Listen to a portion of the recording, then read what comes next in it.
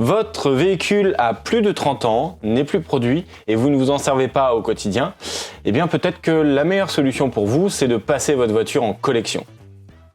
Bonjour à tous, aujourd'hui je vais revenir sur un point un peu plus administratif qui soulève encore beaucoup de questions malgré la documentation.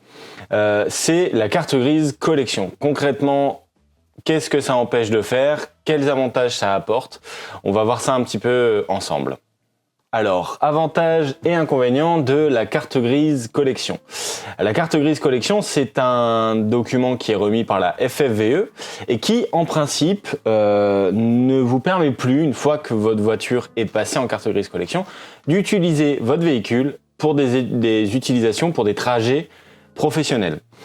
Alors, de l'aveu même de la direction de la FFVE, on sait très bien qu'il y a énormément de voitures qui circulent assez fréquemment, mais en principe, à voir avec votre assurance. Normalement, votre assurance, en tout cas moi, mon assurance m'oblige à avoir un véhicule moderne, à côté du coup de la flotte collection, puisque je dois pouvoir garantir d'aller faire mes trajets professionnels avec un véhicule qui n'est pas collection. Également, la carte grise collection a un autre gros inconvénient, si vous êtes concerné en tout cas, c'est qu'elle ferme la porte à l'homologation compétition. Là pour le coup, c'est un usage un peu spécifique, mais là il faut que vous vous rapprochiez plus de la FFSA pour ce qui est d'utilisation en compétition, notamment circuit. Pour le reste, la carte grise collection, c'est que des avantages. Pour la faire bref, vous allez payer beaucoup moins cher en assurance. Là, si je vais être honnête avec vous, moi pour la 4L, je crois que je suis autour des 50 balles par an. Donc effectivement, c'est pas grand chose.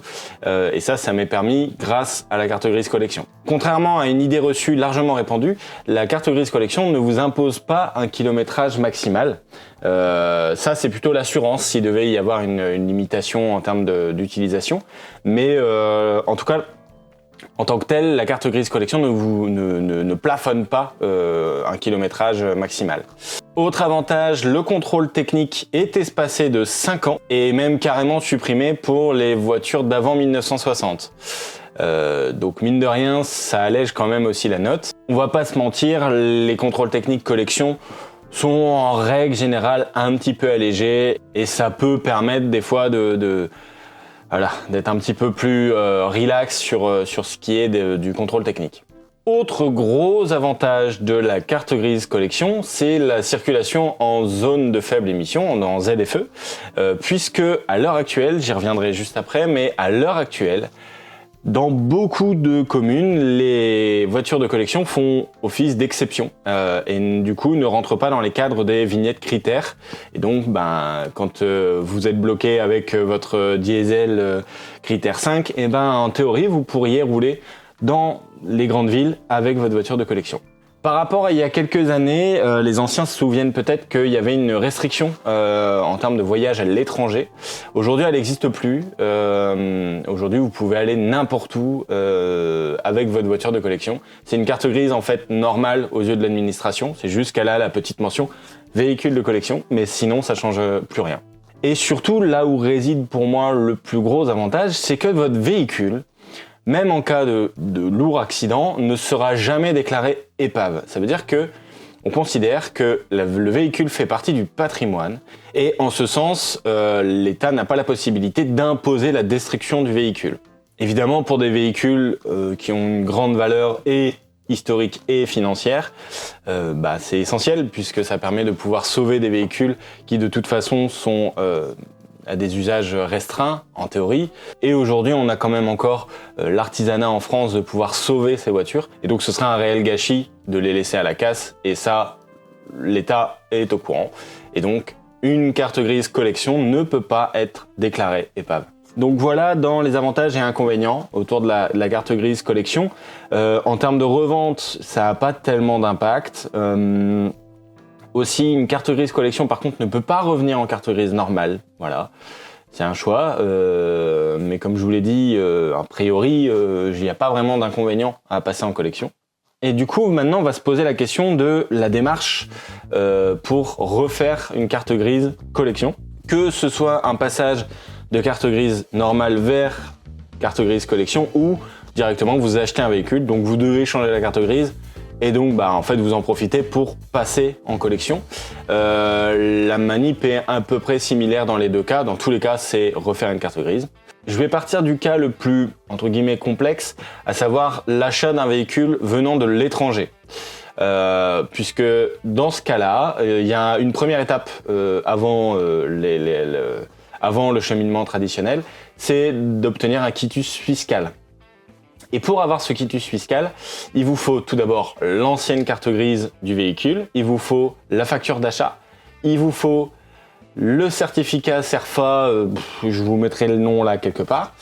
Ensuite, il vous faut un justificatif de domicile, une pièce d'identité et c'est tout. Le quitus fiscal, vous pouvez le recevoir gratuitement. Bon, heureusement, vous me direz. Et le délai, dans mon cas, quand j'avais fait le quitus fiscal pour l'AMG, je l'ai eu vraiment sous 10 jours. Et donc, ça se fait tout se fait par mail. Et vous recevez simplement un numéro, une référence en fait par retour de mail. Et ça suffit en fait pour continuer les démarches. La demande, donc, vous pouvez la faire à l'adresse service-national-quitus.part@dgfip.finance.gouv.fr. Et voilà, grosso modo, si j'ai quelques conseils à vous faire pour cette demande-là, pour pas rallonger les délais, c'est de ne faire qu'une demande dans le mail. Ne commencez pas à harceler, à envoyer plusieurs mails parce que vous allez avoir plusieurs références, ça va prendre plus de temps. Indiquez tout de suite le numéro de châssis dans l'objet du message. Joindre uniquement, regrouper vos pièces justificatives, donc l'imprimé du certificat que j'ai évoqué précédemment au format PDF et du coup toutes les autres pièces justificatives en un seul PDF. Et donc une fois que vous avez votre quitus fiscal, vous pouvez passer à la deuxième étape et là directement c'est l'attestation FFVE. Et là, c'est plutôt rigolo puisqu'il faut aller prendre en photo sa voiture. C'est assez long. Ça prend, pour la MG, ça avait pris facilement 8 semaines. Pour la 4L, ça avait pris un peu moins de temps, ça avait pris 6 semaines. Mais grosso modo, les documents qu'il faut fournir pour la FFVE, ça s'envoie tout par courrier. Vous imprimez du coup tous les documents, le formulaire qui est retrouvable du coup sur le site de la FFVE. Du coup l'attestation sur l'honneur qui est jointe avec la liste de la FFVE, votre pièce d'identité, un chèque de 60 €, bah oui, tout se paye, ma bonne dame. Dans le cas que j'ai évoqué, à savoir un achat de véhicule à l'étranger, l'ancienne carte grise, la facture d'achat, c'est super important aussi. Alors quand je dis facture, dans les deux cas, ça peut être simplement un mot rédigé par l'ancien propriétaire ou par vous-même. Et ça ira très bien, il n'y a pas vraiment de complications à ce niveau-là. Il faut juste que ça précise le prix d'achat, votre adresse, l'adresse du vendeur, et du coup que ce soit signé avec surtout une date. Alors j'ai lu que dans certains cas, le constructeur doit fournir un barret rouge. Donc là pour le coup c'est un certificat de conformité en bref, mais je vois pas trop à quoi ça sert parce que j'ai lu ça plusieurs fois.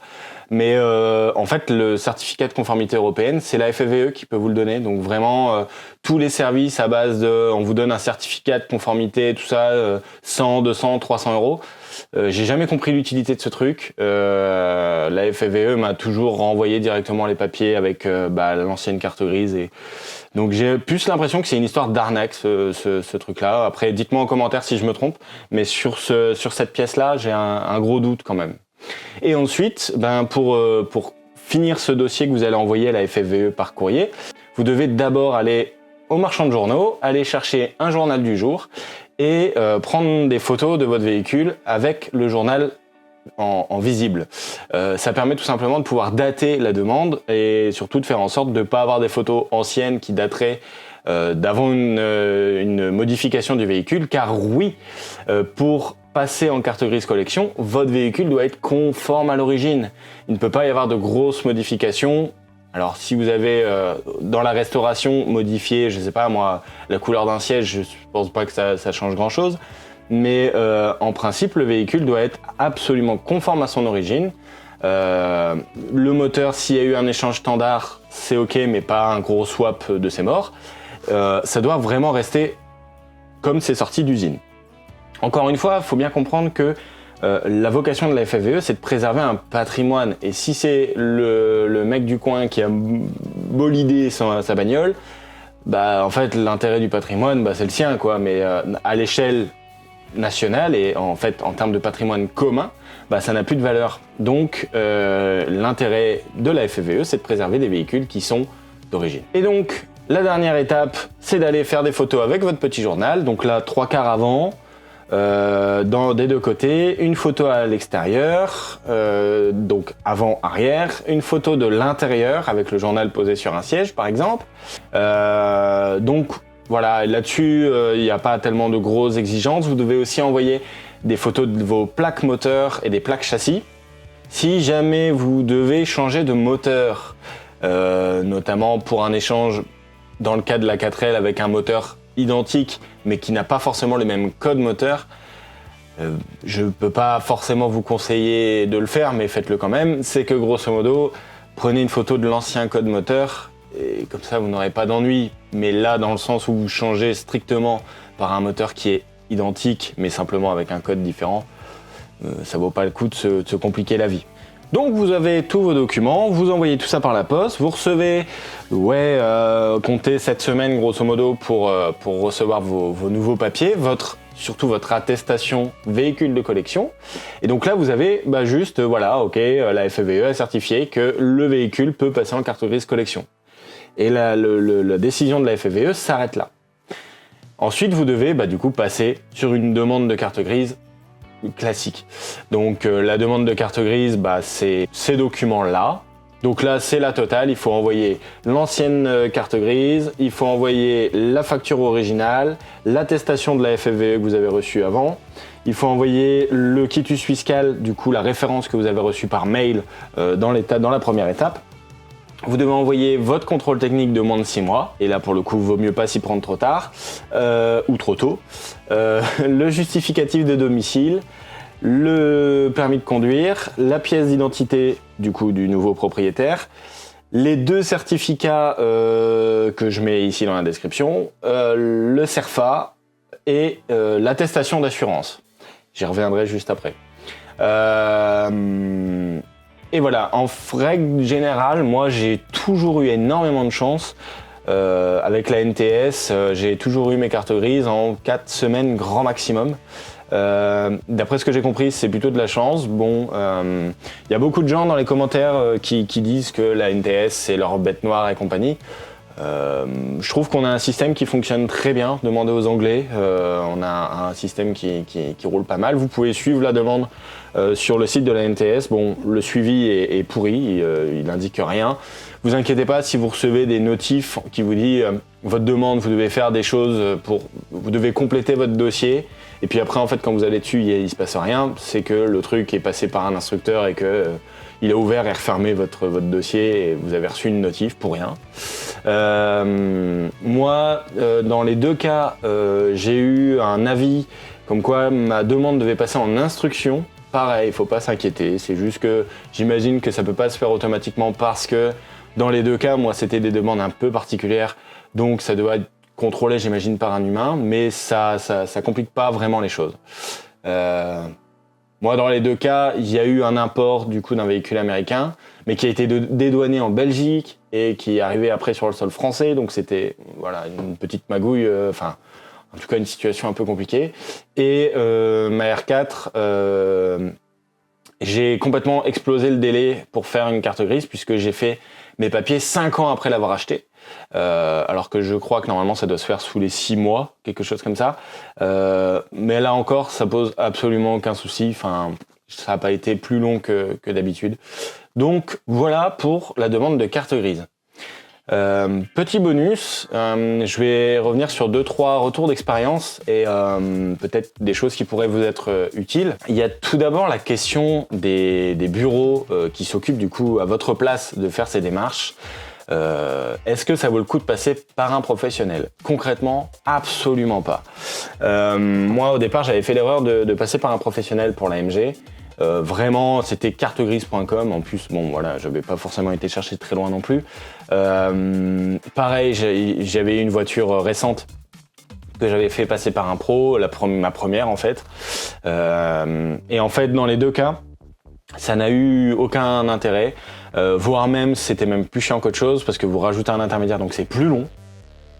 Il faut pas croire qu'ils ont des passes droits et donc ils pourront accélérer ou faire passer des dossiers un peu compliqués. C'est absolument faux. Limite, je pense que en votre nom, vous pouvez faire passer peut-être plus de véhicules qu'au nom d'un professionnel qui lui va remettre des nouvelles règles, vous demander plus de documents des fois que nécessaire.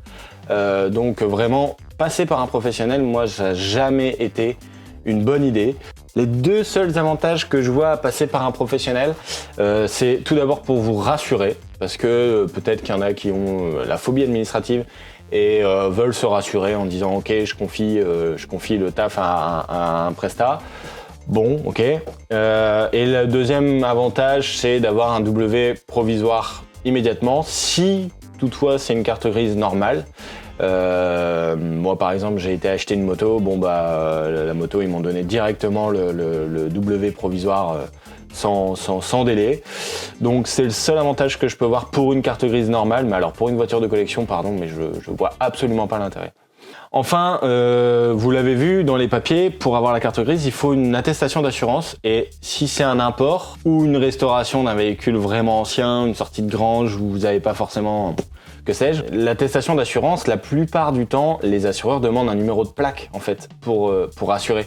Sauf que vous n'avez pas de plaque. Donc le seul assureur mainstream que j'ai trouvé qui acceptait d'immatriculer en fait sur un numéro de châssis, c'était Groupama, qui est du coup beaucoup plus cher, faut le savoir. Par ailleurs, j'ai aussi trouvé, moi j'ai fait le coup avec la MG, de passer par un assureur étranger, je crois que c'était un assureur polonais, qui lui du coup m'a assuré sur le numéro de châssis pendant 1 mois.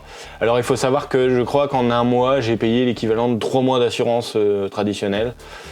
C'est assez cher. Faites attention surtout de ne pas prendre une assurance sur laquelle vous serez engagé pendant 1 an. A priori, c'est un peu un passage obligé, j'ai l'impression.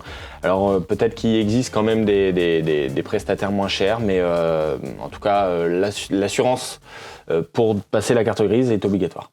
Enfin, je voulais revenir avec vous pour terminer sur la situation de la carte grise collection en France.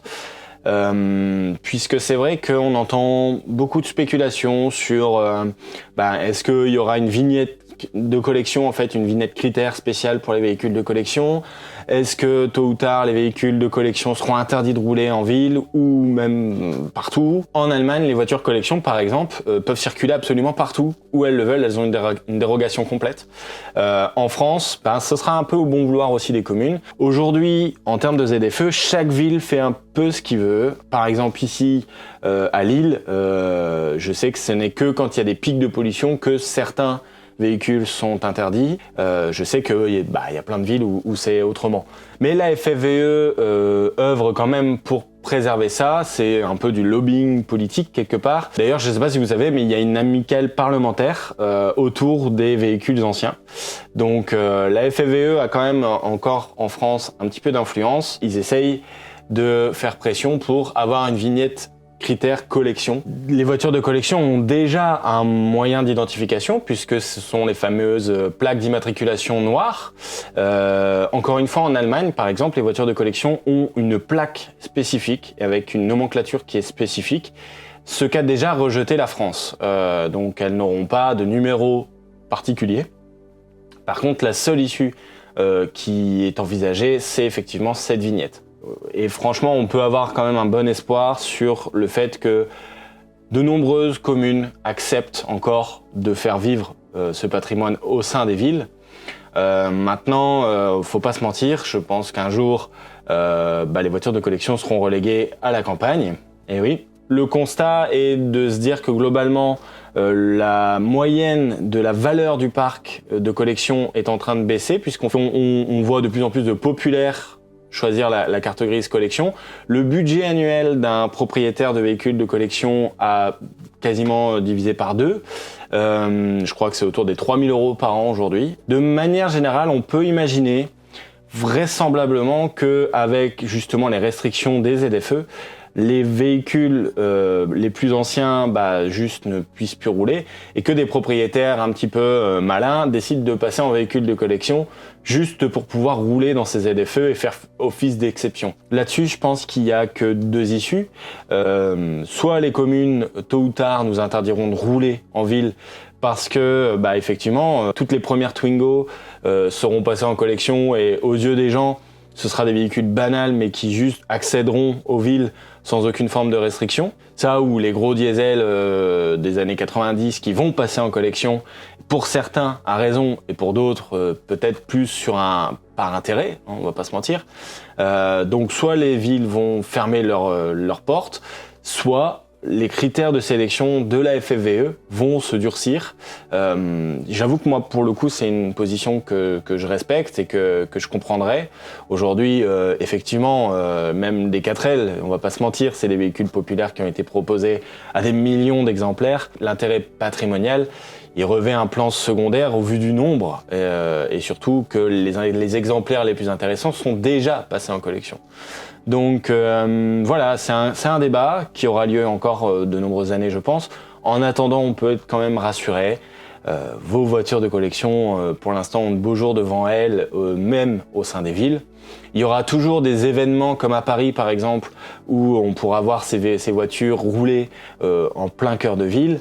Donc voilà, j'espère que j'ai été assez concis. N'hésitez pas à poser vos questions en commentaire. Je sais que c'est un sujet un petit peu rébarbatif, mais on y passe tous quelque part et c'est une étape qui concrétise pour beaucoup aussi la fin d'une restauration et du coup une nouvelle vie pour une voiture et c'est toujours un chouette moment de recevoir son papier de la FFVE dans sa boîte mail. N'hésitez pas à vous abonner et on se dit à très vite. Salut!